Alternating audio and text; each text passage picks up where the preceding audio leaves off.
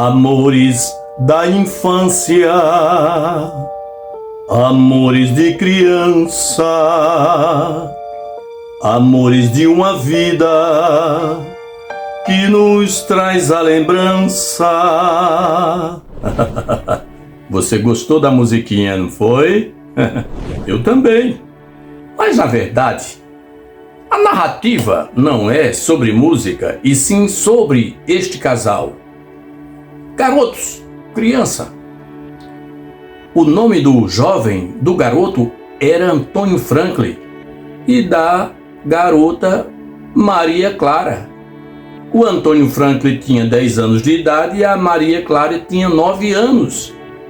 Se conhecem na escola, lá na escolinha onde eles estudavam, e travam esta amizade que se tornou numa coisa mais forte, mais arraigada, criou alicerce, raízes profundas.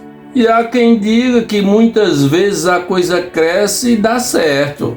Foi com o que aconteceu com estes garotos, crianças, e não sabiam ficar longe um do outro. O Antônio Franklin sempre estava juntinho da Maria Clara. Na hora do recreio, eles estavam sempre juntos, conversando, comendo seu lanche, degustando ali o seu lanche e sempre conversando. Sempre tinha aquela conversa da infância, aquela coisa. Mas havia aquele carinho muito grande do Antônio para com a Maria. E a coisa foi ficando mais estreita. E a mãe de Maria Clara ficava esperando no término da escolinha, e o Antônio sempre levava ela lá no portão. E a mãe achava aquilo interessante e gostava do garoto. E logo chama o garoto para frequentar a casa dela. E foi aquela amizade maravilhosa. O garoto era muito bom, muito atencioso, só tinha 10 anos de idade. Mas a coisa cresceu de uma forma assustadora. E quando menos se espera, o garoto já estava aí aproximadamente com os seus 15 anos de idade e a garota com 14. E o que acontece é que começa este romance, esta coisa apaixonada, essa coisa entranhada na alma deles, do espírito. O Antônio era apaixonado pela Maria Clara e a Maria Clara demonstrava também muito interesse, muito carinho pelo Antônio. Era uma coisa maravilhosa. Será? Bem, o que acontece é que os anos foram passando e a família da Maria Clara sempre chamava o Antônio para lá. Já estavam namorando, era aquele amor maravilhoso, respeitoso. O ano era 1960, havia respeito, né? Havia aquela coisa maravilhosa, aquela coisa de se levar para o cinema, para as matinês dos sábados. Ao pegar na mão, a mão ficava suada, porque ele agarrava na mãozinha dela ali, e aqueles adolescentes, ele com 15 e ela com 14, iam para o cinema, para as matinês. Era uma coisa maravilhosa, a mão ficava suada, porque havia aquele romantismo, aquela coisa maravilhosa, aquele amor verdadeiro, puro, nos anos 60. Hoje não existe mais isso não. Você sabia que os romances hoje nem existe romance? A coisa hoje é perigosa. O caba já quer, entendeu? Entendeu? Uau! Hoje em dia é aquela coisa de ficar. Estou ficando. Vem pra aqui, cachorra. Esse é o tratamento de hoje. E há quem goste. A mulher que gosta do tratamento. Não existe mais românticos como antigamente existia. Ah, como era maravilhoso aquela época. Era uma coisa tremenda. Era uma coisa fantástica. Havia amor de verdade, romantismo. Coisa que a gente não esquece, coisa maravilhosa. Sinceridade, caráter. Os jovens de hoje, infelizmente, não quero generalizar, mas a maioria hoje caíram demais, caíram em desgraças. Os jovens hoje não querem compromisso e as garotas também não ficam por trás, elas também não querem não. Hoje esse tipo de coisa é chamado como babaquice, né? Coisa arcaica. Não quero nada, é atrasado. Hoje é a Cachorra, vem pra cá, cachorra. Mas aí nessa época, os anos 60, a coisa era maravilhosa. Namorar no portão, pegar na mão. E o Antônio, quando roubou o primeiro beijo da Maria Clara, ele não dormia, ele não comia, até emagreceu. Era uma coisa fantástica. Mas chegou a época em que o Antônio teve que se alistar nas Forças Armadas, foi para um quartel e lá fez a sua inscrição, se apresentou, se tornou recruta e serviu aí durante 1 ano no quartel, né? Ficou no quartel, mas o coração dele estava voltado mesmo, era para Maria Clara. Não quero ficar, não quero enganjar no quartel, não quero ser militar, eu quero é me casar. Ele já tinha assentado isso no seu coração, que aquilo era a coisa melhor da vida dele. Aquele romance era um compromisso que estava fixado no seu coração, entranhado nas suas raízes. Ele queria casar, coisa que hoje a maioria não quer não. Casar não querem compromisso não, mas antigamente os homens queriam compromisso. E logo ele passa o ano no quartel, foi dispensado e, conversando com a família da Maria Clara, ele disse que pretendia ir para a capital, para Belo Horizonte, porque isso ele morava na cidade, o ano era 1960, e ele morava na cidade de Ouro Preto, né? Lá em Congonhas, Minas Gerais, e o desejo dele era ir para a capital, arranjar o emprego, ganhar dinheiro, fazer a vida dele, comprar uma casa, casar, quem sabe até trazer a Maria Clara para BH, para morar lá, onde ele estava trabalhando. E aconteceu exatamente assim. Ele falou com a família concordou plenamente, ambos ficaram satisfeitos. A intenção do rapaz, boa praça, bom caráter, maravilhoso. Era um rapaz fantástico, coisa rara de se ver hoje em dia. E ele foi. Antônio Franklin partiu, ficou triste, houve aquele choro da despedida. A família dele, os pais também não acharam bom, porque não queria que ele se ausentasse de casa. Também a família da sua namorada também não acharam bom, mas era o desejo do rapaz, ele queria ganhar dinheiro, fazer a sua vida e casar com a jovem que ele amava. Era a intenção de Antônio. E assim ele parte para BH. E chegando lá, ele entrou em contato com alguns parentes que a família dele já tinha entrado em comunicação, contato com alguns parentes, e eles recebem o rapaz e, conversando com pessoas influentes, arranjam um emprego para aquele rapaz. Um bom emprego. Um emprego de supervisor. E ele arranja este emprego numa construtora, passou a ser supervisor naquela empresa de construção, ganha muito bem, e aproximadamente com 1 ano ele sempre telefonava para ela, enviava cartas. Naquela época existia muita questão de escrever cartas e enviar pelos correios. Sempre, era toda semana ele mandava 1 ou 2 cartas para Maria Clara, a sua namorada, e estava feliz, satisfeito, porque estava empregado e ganhando bem. E logo ele se prepara para comprar casa. Depois de muitas economias que ele fez, ele consegue guardar o dinheiro e conversa com ela dizendo que nas férias dele ele iria para lá, né?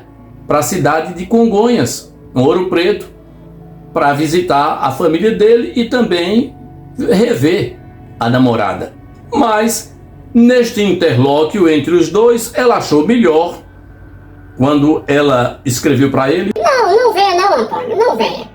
Eu acho melhor você ficar mais porque você precisa de dinheiro, a gente vai casar e é necessário que você tenha dinheiro, porque a gente casa e logo depois do casamento passamos alguns dias antes que termine o seu período de férias, que é 30 dias, e eu volto para Belo Horizonte com você e já vamos para morar. Não vai não!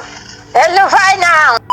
Estariam casados e ela não concorda que ele venha.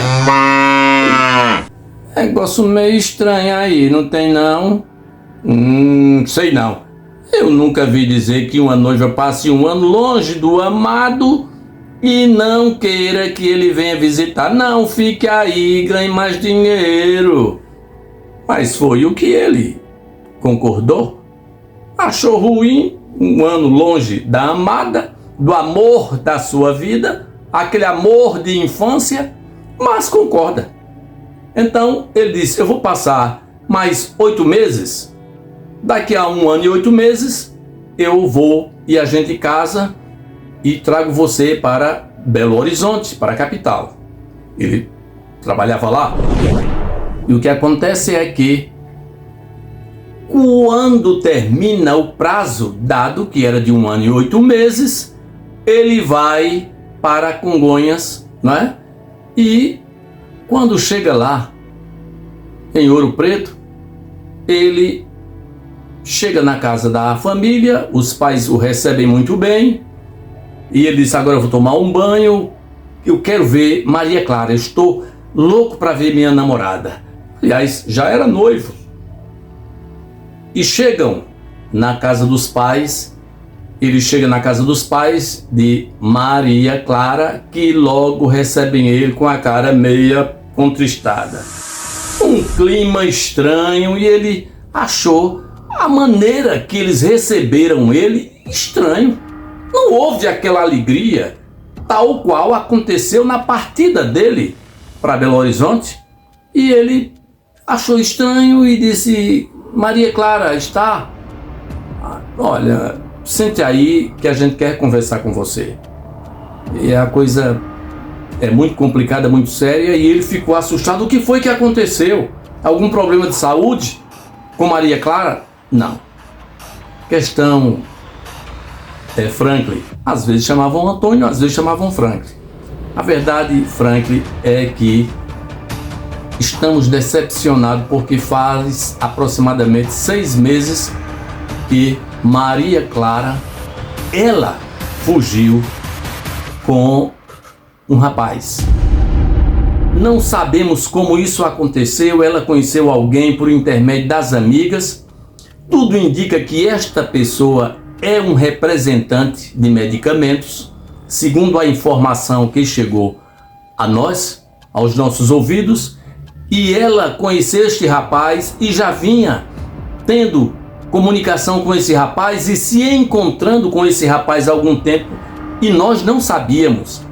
Até que um dia, à tarde, quando chegamos em casa, porque o pai e a mãe de Maria Clara trabalhavam, canto mais limpo, ela tinha fugido com esse dito cujo representante de medicamentos fazia 6 meses e já havia mandado uma carta, enviado pelo correio uma carta dizendo que já estava morando com o dito cujo representante e já estava casada. Ora, ela já tinha praticamente 20 anos de idade, maior de idade.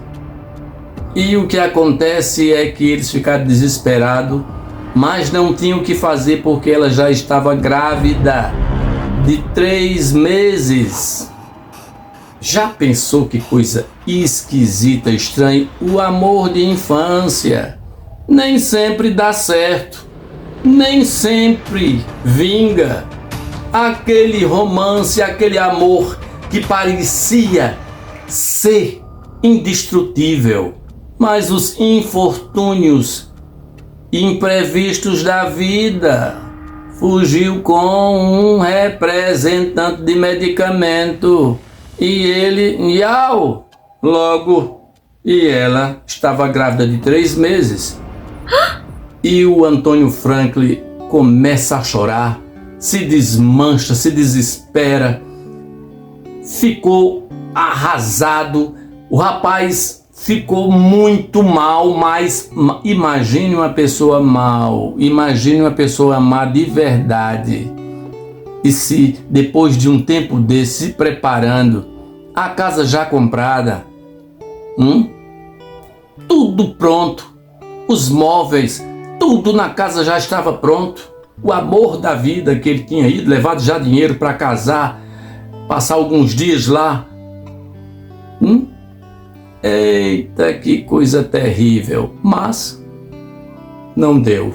Não foi desta vez que deu para o Antônio Franklin. Então ele vai para a casa dos pais, conta a história, se desmancha e no outro dia ele não quis nem esperar. A família ficou muito preocupada, eles esconderam da família do rapaz porque não tinham coragem de contar essa tragédia, essa desgraça. Mas eles estranharam porque fazia muito tempo que ela não ia na casa dos pais do Antônio. E eles achavam que não, mas é porque ela é muito ocupada, estuda muita coisa, alguns afazeres. Mas eles estranharam, sim. Acontece que o Antônio Franklin volta para BH. Você sabe o que acontece com o Antônio Franklin? Ao chegar, ele bota as malas em casa, na casa que ele havia comprado. Ele prepara uma corda, bota lá no quintal onde havia uma linha, aquelas linhas de madeira, em cima de um banquinho e comete enforcamento. Enforcou-se! Que coisa mais estranha, hein? Enforcou-se. E aí, depois desse enforcamento, vieram encontrar já depois de 4 dias que ele não aparecia no emprego. E ao chegar lá, ele estava enforcado, já em estado de putrefacina, cheirando mal.